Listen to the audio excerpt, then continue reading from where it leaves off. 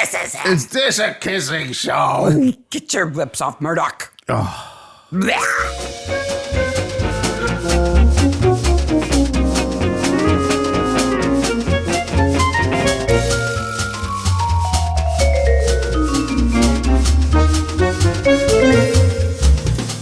Hey, Maniacs. Hey, Maniacs. Welcome to Mystery Maniacs. Mystery Maniacs is a comedy recap podcast dedicated to mystery TV. Each week, we dig into an episode of a show, including the murders, the mayhem, the loonies, and everything else we love. This week, Murdoch Mysteries, Convalescence, Season 2, Episode 9. Yes. I'm Mark. I'm Sarah. I'll tell you what this podcast isn't, Sarah. It's not an ancient Greek legends podcast.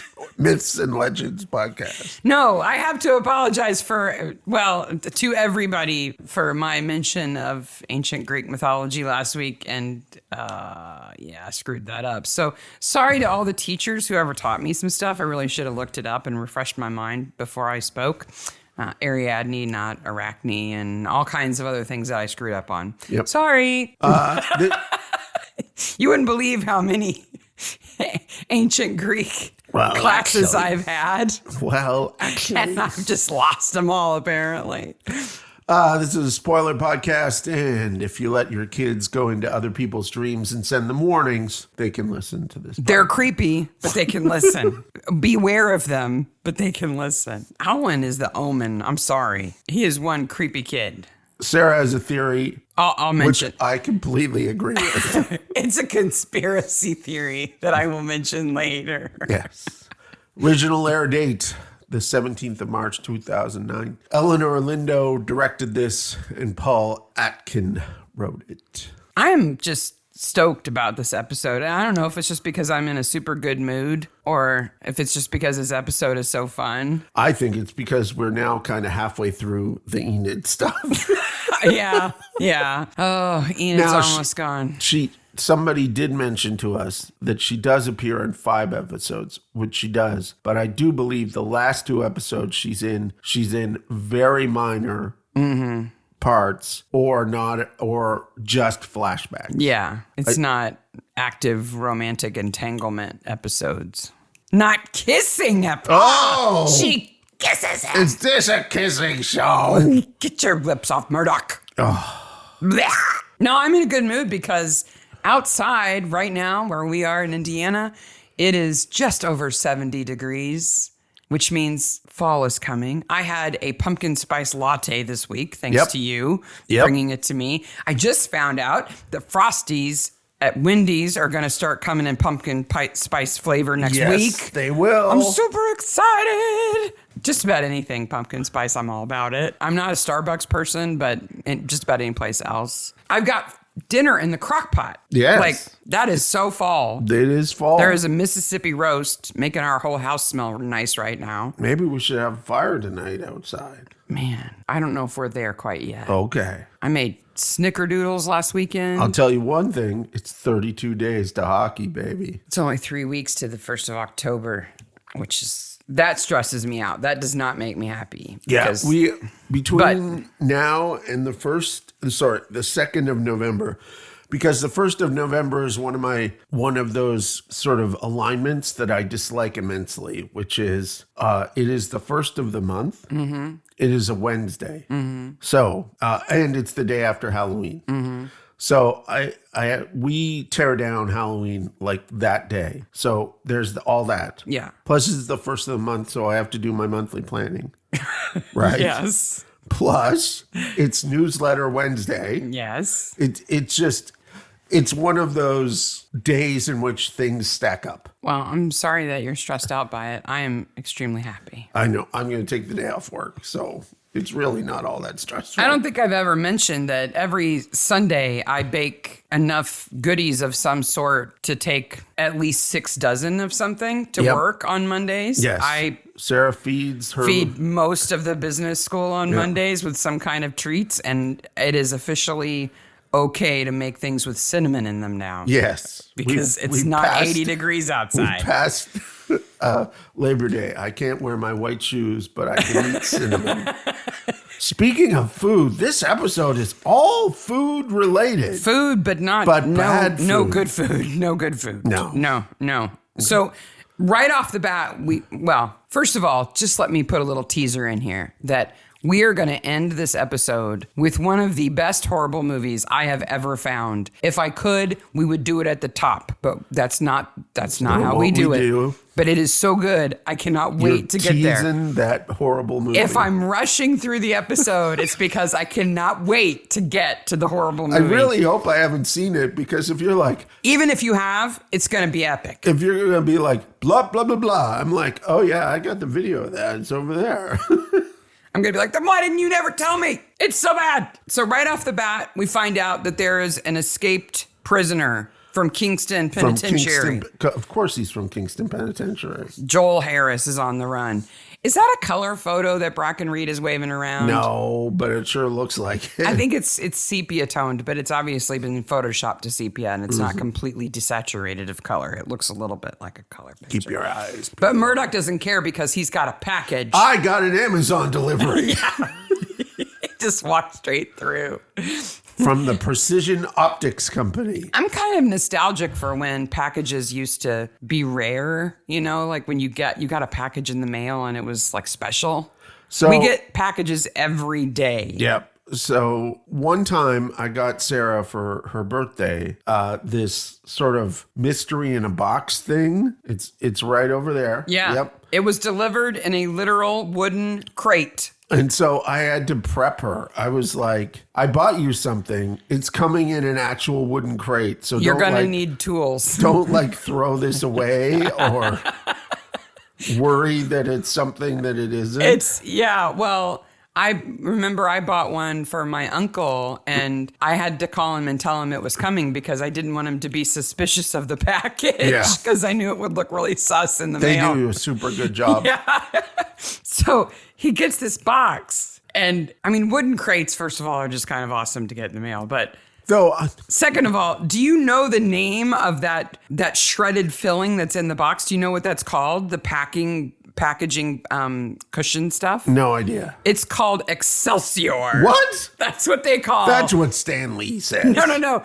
That shredded wood fiber Excelsior. Stuff. It's called Excelsior. And he's got lenses in there. Yeah. Are they parabolic? Oh, well. Bracken Reed whips out all of the verbs, all the words he knows for lenses at once and feels very impressed with himself, and then completely deflates when Murdoch corrects him on it. As soon as stupid Enid starts talking about parabolic lenses, I'm like, maybe he should date Bracken Reed instead of her. Enid. Bleh. Quick lickety split. There's a body in an alley. Yep. He's been placed there. It's all bloody. They don't know who he is. They go on a chase. They chase a guy with a wheelbarrow who's clearly coming to collect the body, apparently. The worst killer of all time. Shows up. Well, killers are notorious for revisiting the crime scene. Which reminds me. With wheelbarrows. Which reminds me, it's 3 scenes he's in. Yeah, that's true. Because that's the first time we see Brighouse. Yeah. If it's him. I think it is. Yeah. So, of course, Murdoch and Crabtree go chasing after him in the most awkward chase across the weirdest roofs I've ever seen. Yeah. Those roofs, where did they film this? Like, no building in Toronto has roofs like that now. The only big flat roof like that I've ever seen is on top of a school. Yeah. Like a really big building that has like little additions added to it that are all contiguous. I read way too many Marvel comics when I was a kid. I thought that I would be able to, when I eventually moved to New York City, be able to transverse the city easily. Like Spider-Man? Across roofs. Yes. I may have been a little naive about New York City as a child. You'd be more likely to be able to do it in like semi-detached row houses, like the condos that are across the street from us. You could go from roof to roof on those. You could, and I bet you, like downtown Bloomington, I bet you could do pretty well. If you could jump across an alley every once in a while, which I would be too weenie to do, but yeah. But then, in the midst of his parkour, Murdoch takes a fall. Yeah, and lands on a big wooden crate. My notes say, and Murdoch dies. Yes. He's lucky he's not impaled on a piece of that big crate. Yeah. Because that could have easily happened. It broke his fall. So instead, he's just got cracked ribs, torn ligaments, a big cut, bruises, a concussion, and a murderous stand-in landlady, because that happens. You shouldn't be whimpering about this needle. It's just a little mercury. Yeah. I'm like, no. So that's a thing that Murdoch does, of course, where we all know that probably injecting mercury is not the best thing in the world. It's the worst thing you could do. But, of course, this isn't the worst way to have mercury injected. Because No. you know what mercury was the most common treatment for? Wasn't it for blindness? No. Oh. Syphilis. Oh, whoa, hey, now. Back in the days of the pirates, many a pirate who had caught syphilis would have mercury injected directly into his equipment. Whoa. Like a big plunger of a needle shoved right into it to shove mercury where it was most needed, you know. We need to move on. Is that making you hurt? Is that painful to hear? It's just not that kind of episode because it's not like a young woman is alone with Murdoch in his room with the door shut on his bed. They're married now, I by think, the way. yeah, but we don't want that to be the case because we want Enid to go away. They give him tapioca. Okay, so this episode hit home because, and I hope my brother and my sister are not listening to this part, though they know. Yes. My mother is not the best cook. Mrs. Kitchen means well. My mother meant well. She's a nice landlady, but she's not a good cook, apparently. But being in bed sick and a woman bringing bad food, I'm familiar with this situation. Well, I don't want to get worse. Stop bringing me this. She isn't gives him gonna help me. tapioca too, which I hate. And Ugh. a big glass of milk to go with it. That's a bad mix. Yeah. I looked into how tapioca beads are made, and it's pretty boring. Oh, it is. I thought maybe it was interesting. Like, what is it?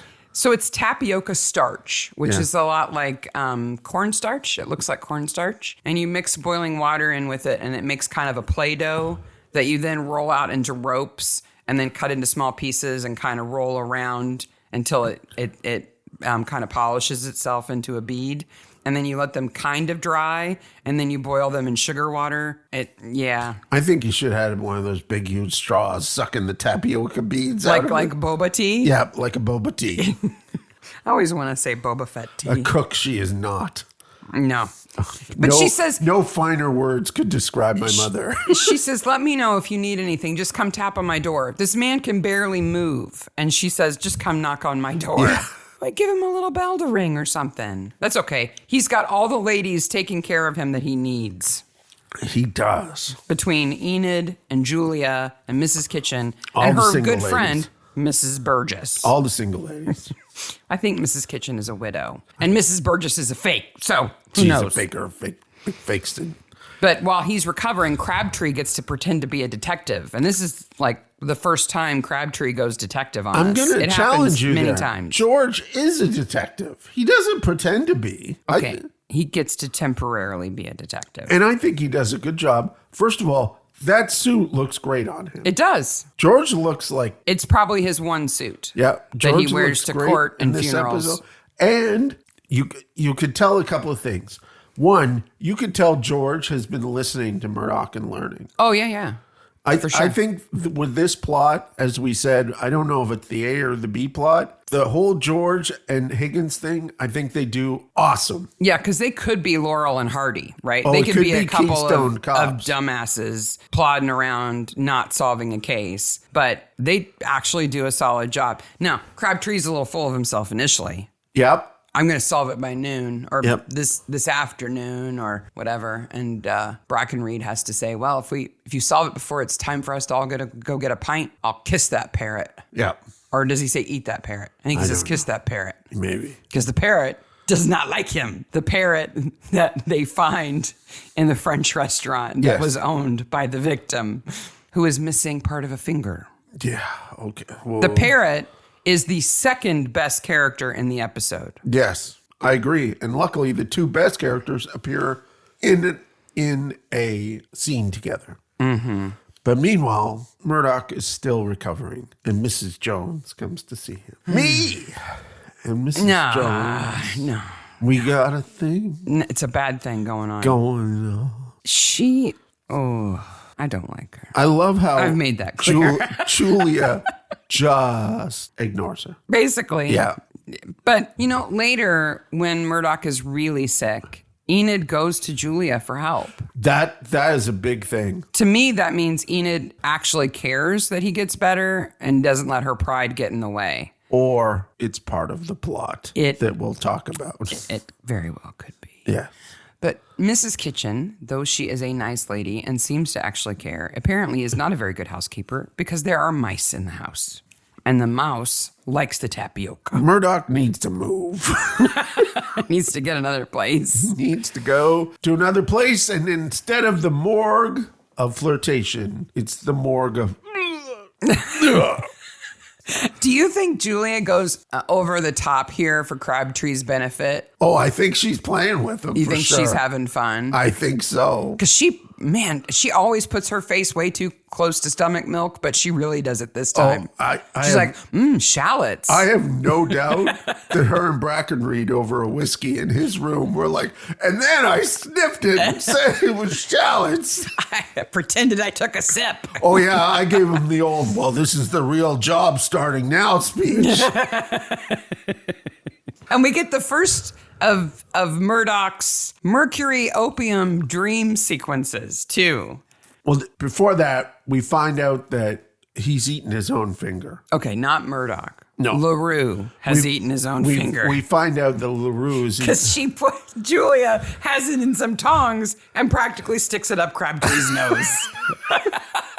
What was that doing his stomach? Look, it's finger food. And shoves it right in his face.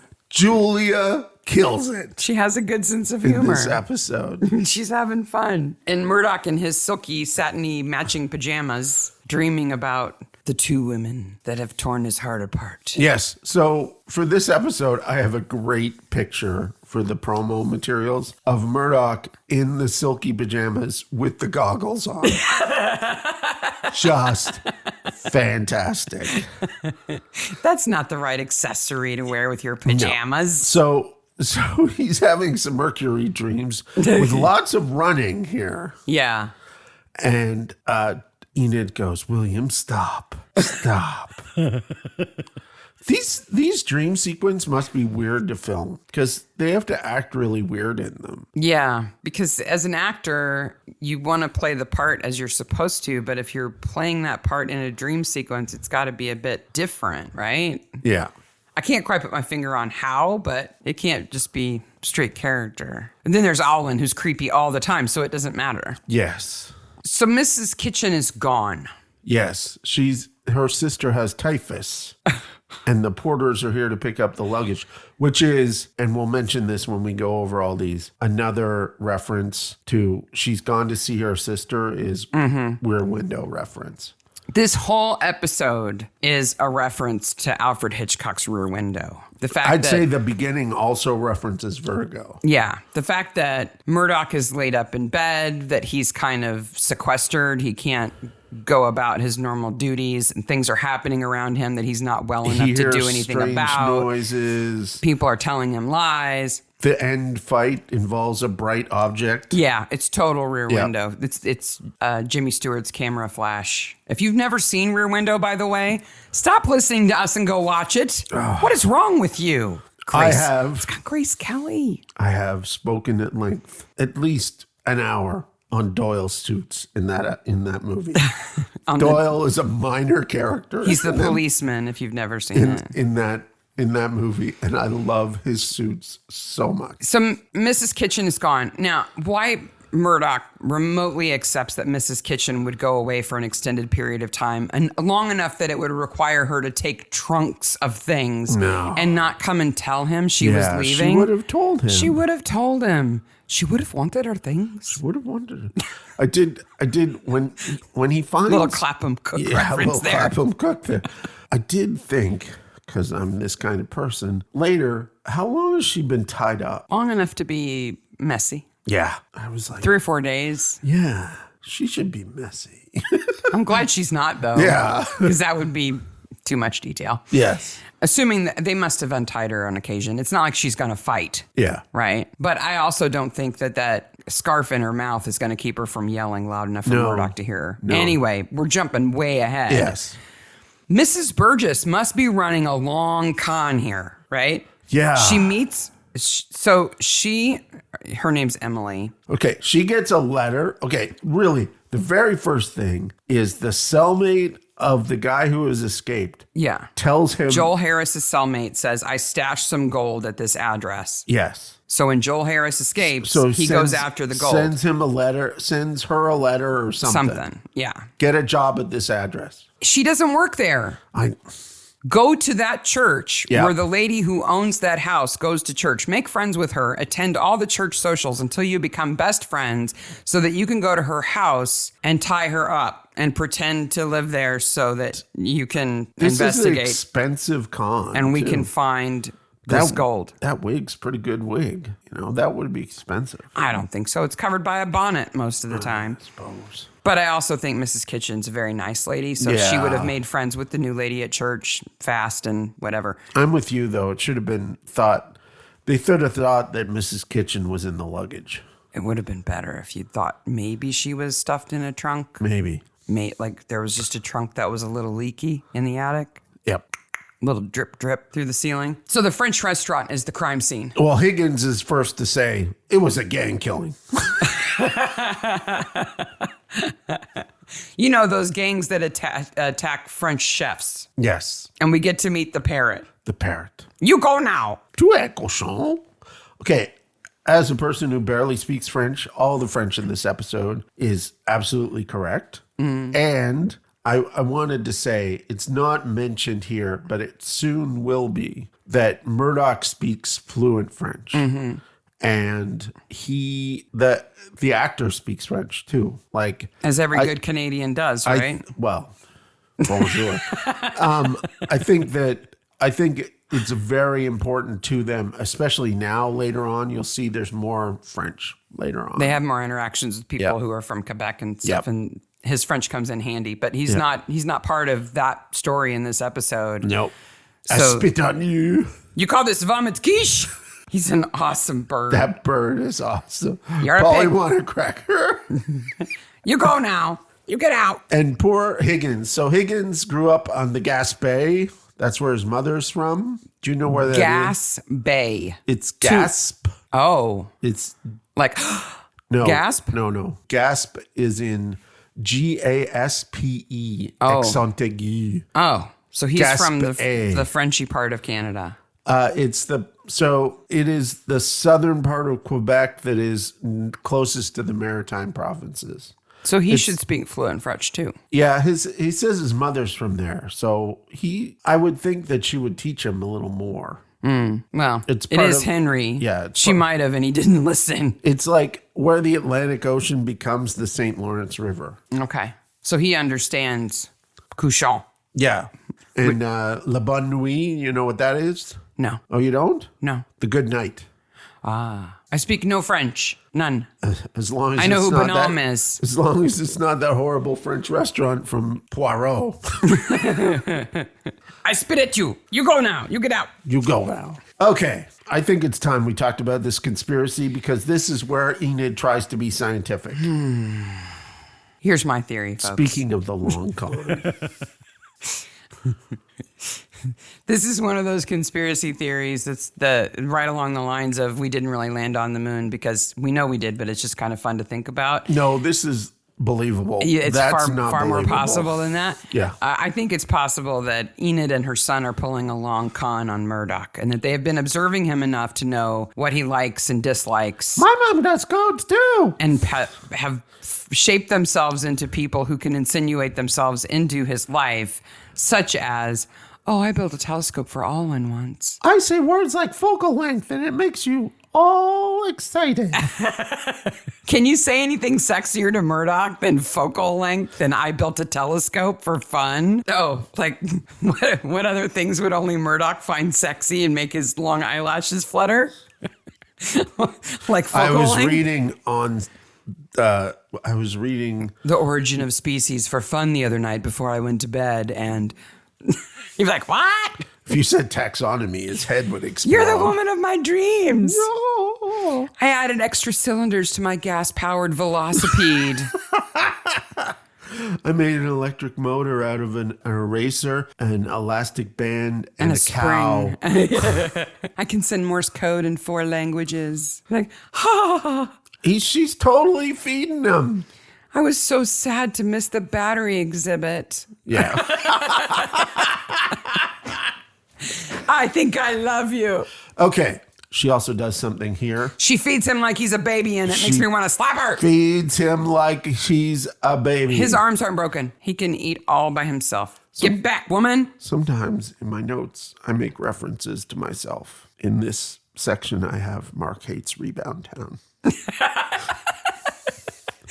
It doesn't last long. It's okay. It's sad that when he has the dream that Julia's lying next to him, that I was like, oh, good. Okay. It's like a little window of sanity before Enid and her creepy kid. Yeah. Pierre LaRue is who the dead body is. Yeah. I knew him well for 15 years. The chef who lopped his own finger off while cutting carrots and pickled it in a jar. Okay, he was julienne and carrots? How did he cut his finger off julienne and carrots? I don't know. Because it takes a lot of effort to cut your finger off. Like it takes like a big butcher's knife, one of those big square knives, like the one you got me last year for Christmas, at like a big swing. Not like a little, the rocking motion you make when you're julienning. Yeah. There was a fight with the sous chef over creme brulee. It's raw! You call this vomit quiche? I'm with you. The bird should sound like... like Gordon Ramsay? Like Gordon Ramsay. It's raw. We have said bird. It's a horrid beast. He hates the bird. That should be a thought right there. As soon as you think that somebody hates animals, they're the killer. That makes them a bad person. Yeah. How could you hate a bird? So you had a thought here that his name's LaRue, but that doesn't make sense because he doesn't have red hair. No. Okay. So later, Crabtree theorizes that maybe the parrot doesn't like people with red hair because maybe the murderer had red hair. Yeah. And that's why the parrot reacts so strongly to Brackenreed. Yeah. But LaRue means the redhead. Yeah. So I just thought it was just like a funny little coincidence, basically. It's a weird coincidence. There's more thumping and not the kind that Murdoch wants. With Enid? You're gross. No. Feed me, Enid. When he has that dream and Alwyn is at the foot of his bed and he says, you should wake up now. There's someone in your room. You creepy child. I love how after 3 episodes in which we remarked about Murdoch correcting other people about things, she says, you have to feed a fever and starve a cold. And Murdoch's actually it's, and she just completely ignores it. She just shoves food in his face. Here, eat this poisoned food. Yes. She's totally in on it. I'm telling you. She's got that, what is it, Munchausen by proxy? Yeah, she does. I'm gonna pitch in on this poisoning thing so that you need my help. It's kind of misery, you know? Kind of like, let me tie up your feet and hit them with a big sledgehammer so I can help you. Ugh.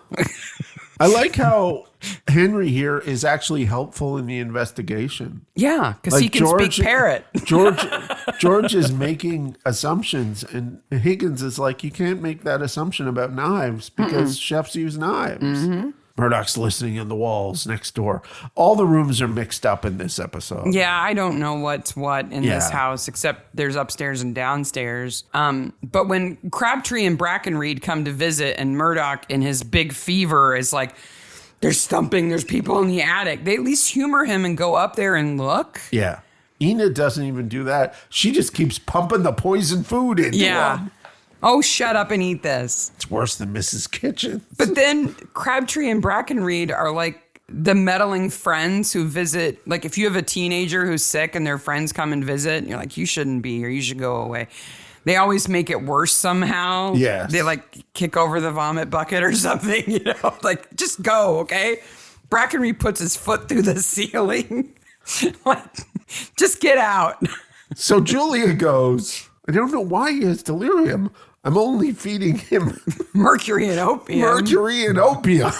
Like, no wonder he's having hallucinations. That treatment doesn't agree with everybody, Mark. Certainly not. And then George talks about his dream in which he could pull plums out of a navel And then he wakes up and there's still a plum in his navel. What would Freud say about plums in your belly button? I'm sunk to my bloody pebbles. Poor Brackenreed.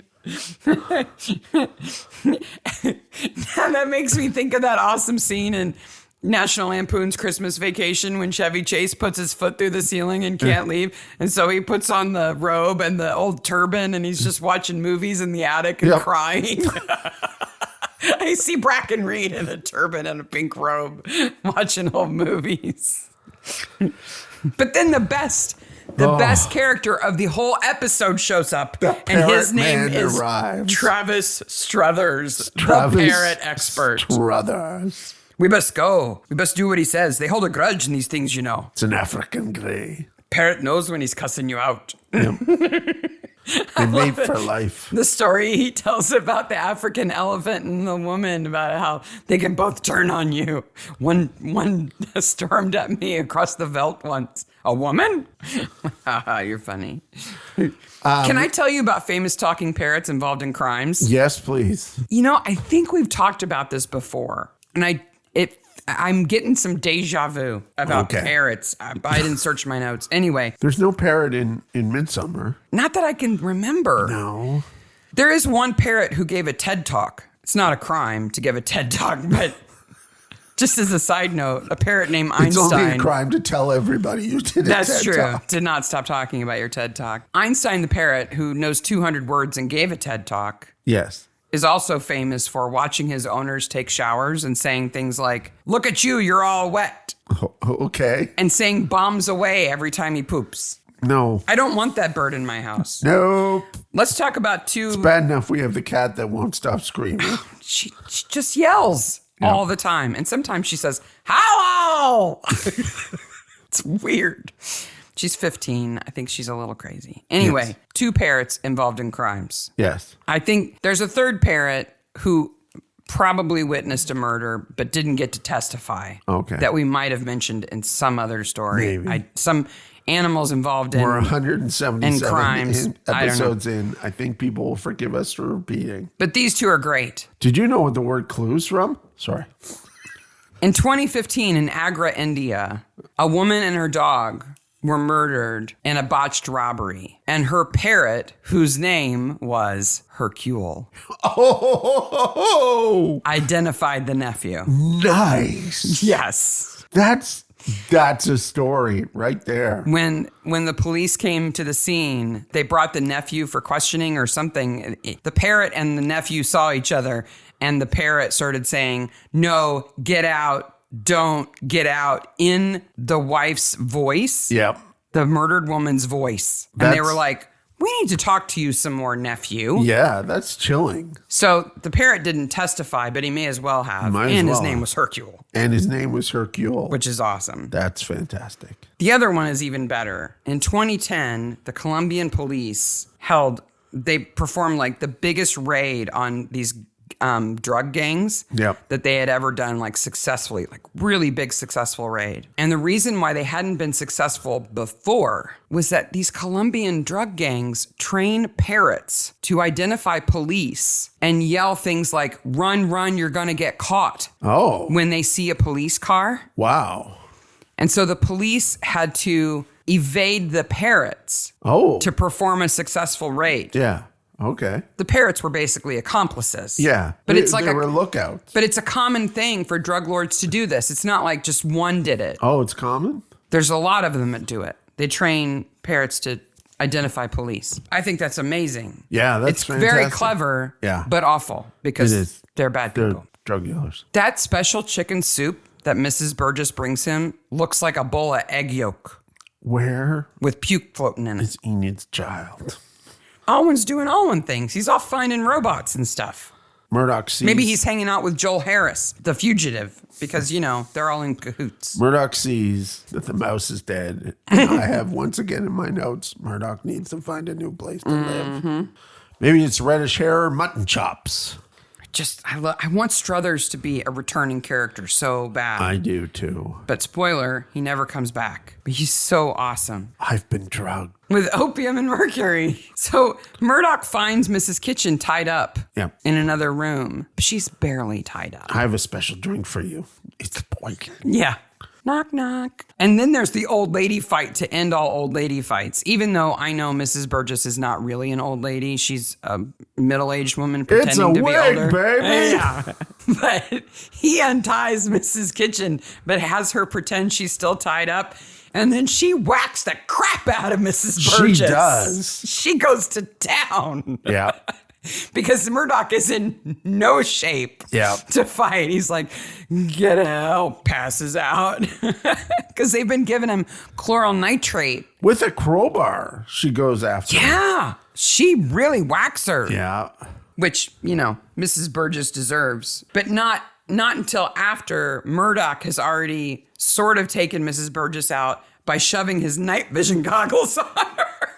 Yeah. To blind her. This fight is so... It's very much Jimmy Stewart in Rear Window in the dark flashing his camera flash at the murderer. This is very much Rear Window Jimmy Stewart in the dark flashing his camera flash at Perry Mason, or Raymond Burr is the actor's name. Yes. No, he's not really Perry Mason, but he played him on TV. Yep. He's the murderer and he's coming after him at the dark. That's Murdoch putting the night vision goggles on Mrs. Burgess to blind her. It's not the best choreographed fight. I'm just saying. Well, it's two old ladies. It's two old ladies and a high guy with a fever. Yeah. They're doing the best they can. They and are. Mrs. Kitchen finishes hard. Yes. She wackadoodles her on the head, digs her out. And that's what knocks her wig off. That was a well-affixed wig. It took a crowbar to knock it off. Let me get this wig off you. That's impressive.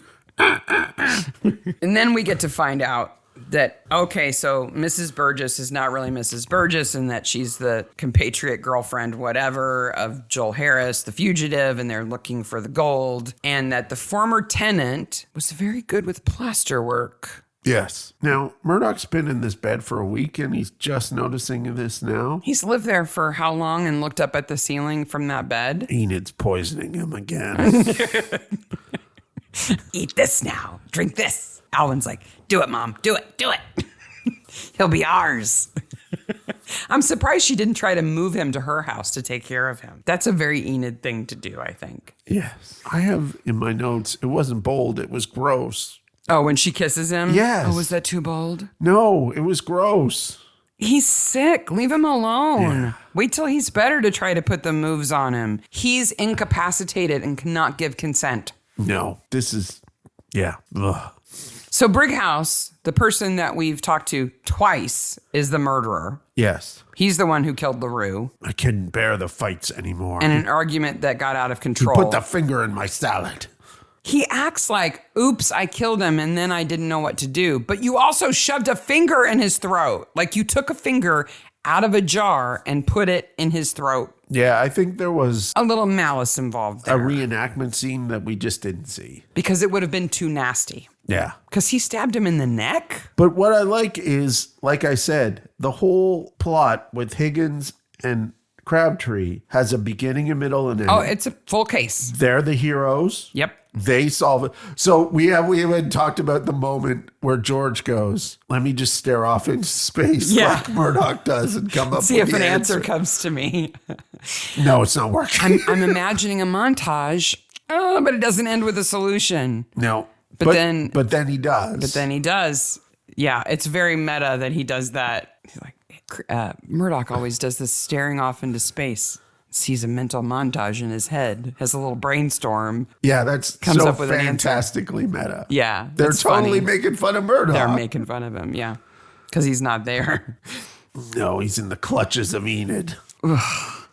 So your conspiracy is that Enid is using these criminal elements to get to things like this gold. I think it's very possible, probable, but maybe not possible, that Enid has her mind set on Murdoch and has shaped herself into the kind of person that he would like, and dropping little things like, I built a telescope once, and and coaching her son to say things like, I just need a daddy, and my mom knows Morse code or whatever, knows all the codes, to better appeal to a man who is a very good catch. It totally feels like I'm saying these things to my crush and they are awkward.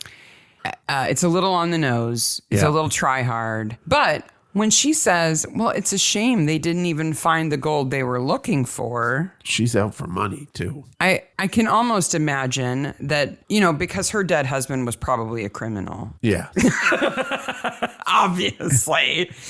That she... Okay, I'm just gonna say this. I'm making shit up But now. if you put lips on my face and your husband has died in the last 2 years... I want to know why. Yeah, why hasn't Julia looked up how her husband died? I can understand why Murdoch... know where Julia was. She's had all these people under surveillance. She's never been to the morgue before, no, has she? No, she Unless hasn't. she went there to see her dead husband. You don't go to the morgue if you just die of natural causes. Nope. But it is nice that she goes and gets Julia, and they have the weirdest close-sitting carriage ride ever. Yeah. It's like girlfriend and ex-girlfriend having to hang out with each other. Awkward. Those are nightmares. Murdoch's glad he's sick and doesn't have to be there for that. But I am comforted by imagining that Enid has some contacts in the criminal class and knows about Joel Harris's plot to find this gold and sort of helps him get caught. Toronto's not that big of a town. And sort of wants to find that gold herself. What a shame they weren't even able to find it. What a shame. It must be in this room. Coincidence? Meanwhile, Alwyn's climbing up on the ceiling, scratching at everything. Where is he? This one's not shiny, Where Mom. is he? He's in the attic. His mom's making out with Murdoch, sick Murdoch, and he's nowhere to be seen. Your lips are so warm. I guess it's from your fever. Okay. Best corpse. Clearly. LaRue. Or his finger. Yes. I'm giving it to his finger. Where's the parrot go? Struthers is going to take him. Struthers is going to take him and release him. That's right. They're going to be best friends. That's right. I think he keeps I him. want the Struthers and the Parrot show. Yes, me too. This has offshoots all over it. It's the Struthers, his sideburns, and the parrot. Because his sideburns are a character all by themselves. Yes, they are. And so after the credits, Mrs. Kitchen is freed. Yep. And able to help Murdoch recover. All the baddies go to jail. Mm-hmm. The baddies all go to jail. The parrot is going off with Struthers and then I guess back to where it came from to be released. Wait a minute. Okay. So Brighouse kills him in the restaurant. Then he drags him outside. Why? To make it look like he wasn't killed in the restaurant. Then he goes and gets a wheelbarrow. Why? I don't know. Because he changed his mind? And then he takes off. Why? Because if he just walked with that wheelbarrow right past them, he wouldn't have looked as suspicious as, oh, I gotta run. Okay, but let's just say you're walking with a wheelbarrow for a perfectly innocent reason. Yes. Okay, down an alley, and you see, as you turn a corner at the end of the alley, there are police and a body. What do? You don't just keep going. You stop and think, I should go another way. Yes, but you don't He take stops. off. He stops, and at that point, he's fine, but then he runs. Yeah, but they have to have a reason for Murdoch to fall. Yeah. If it's even him. Yeah. If it's not some completely innocent dude who just didn't want the police to talk to him because he, isn't completely innocent, but isn't involved in that crime, right? That guy with the wheelbarrow might have nothing to do with LaRue. Absolutely. He could be a body snatcher. Could be. Gonna sell him to a medical Found school or his body something. down here.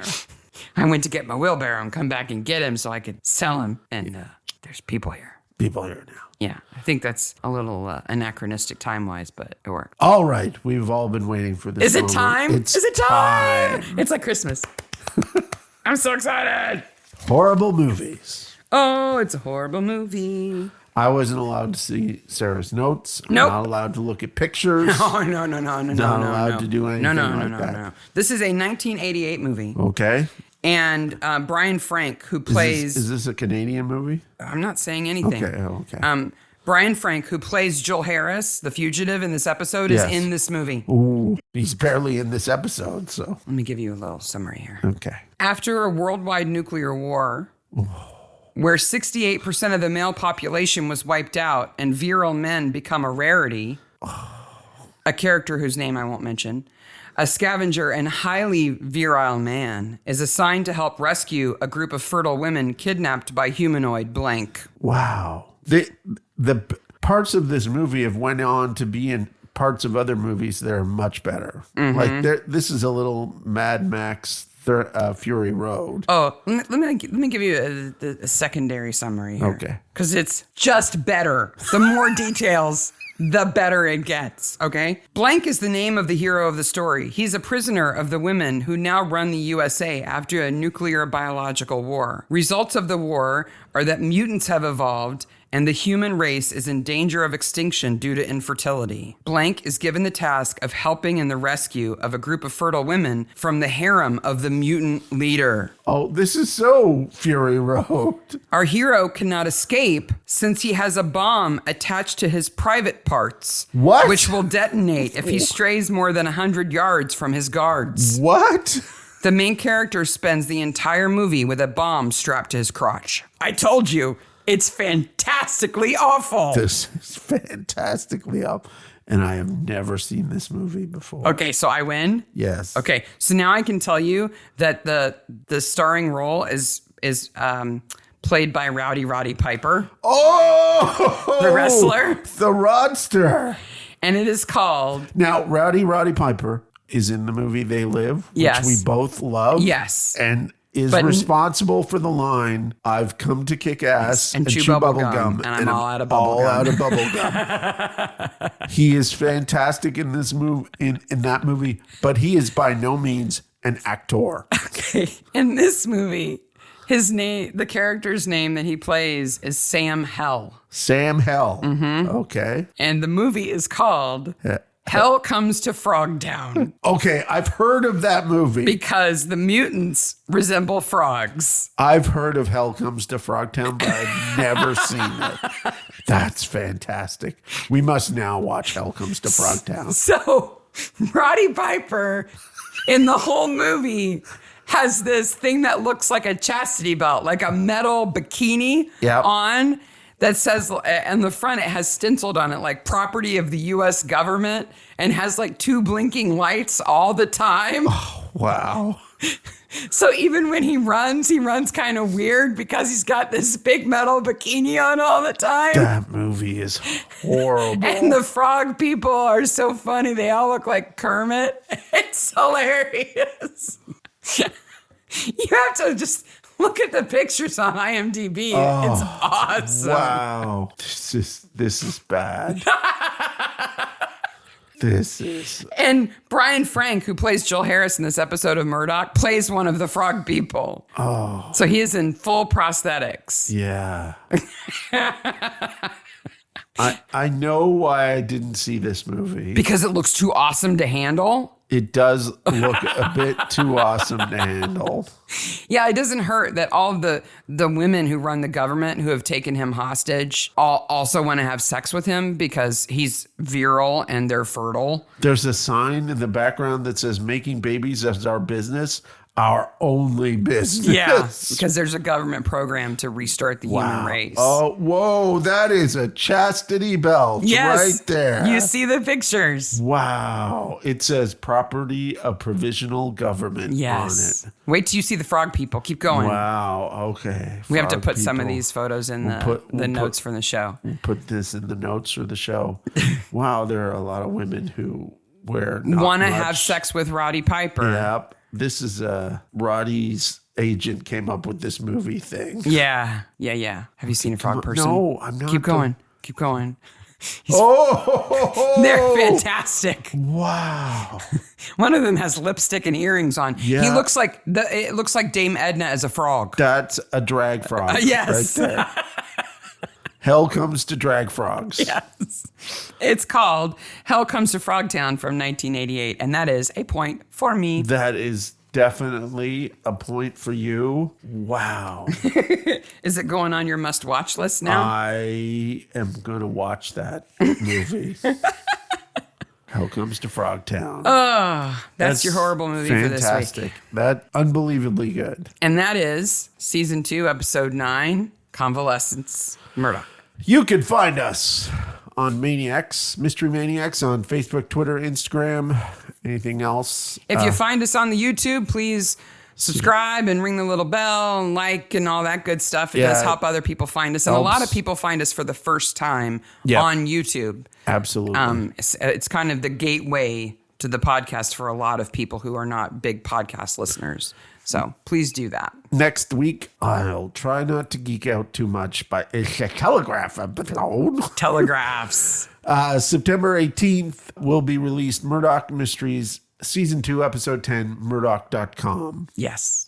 It's the closest thing to the internet until many seasons later of Murdoch. I will have to double check, but I'm pretty sure the people who read who wrote this episode probably read the book, it's called The First Internet. Oh, the Victorian Internet. Yeah, that's what it's called. And which is all about how the telegraph is the beginning of the internet, which it is. Don't worry, folks. I will rein in his geekery or force him to edit it out. September 25th, we'll cover Murdoch Mysteries episode 11, season 2. Let Us Ask the Maiden. And then we have 2 more episodes left. And then we're going to switch to Father Brown. Yeah. So until then, enjoy some pumpkin spice, something or other. Fall if it makes you happy, because it here. makes me happy. Woo! And we will see you next time. Bye, Maniacs. Bye, Maniacs.